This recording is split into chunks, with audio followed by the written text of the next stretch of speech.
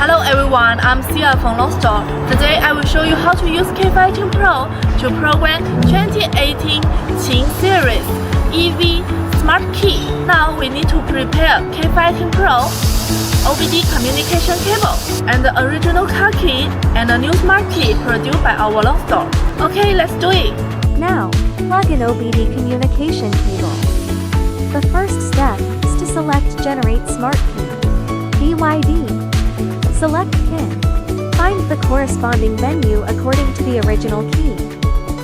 Put our key into the card slot. Click Generate. Generation successful. OK. Return to the main menu. The second step is to select IMO and remote. Find BYD. Smart Key. Select KIN series.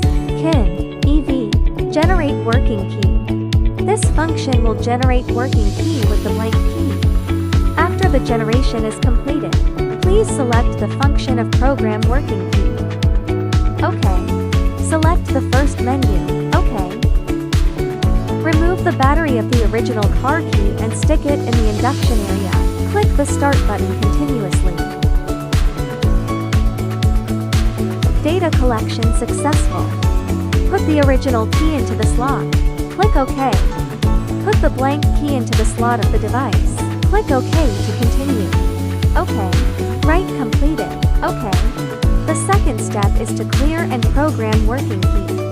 Find the induction area according to the following prompts. OK. Please program the keys that have been programmed first. Next, program the new key or the unprogrammed key. OK. Stick the original car key on the sensing area. One key has been programmed, then stick the new key on the sensing area.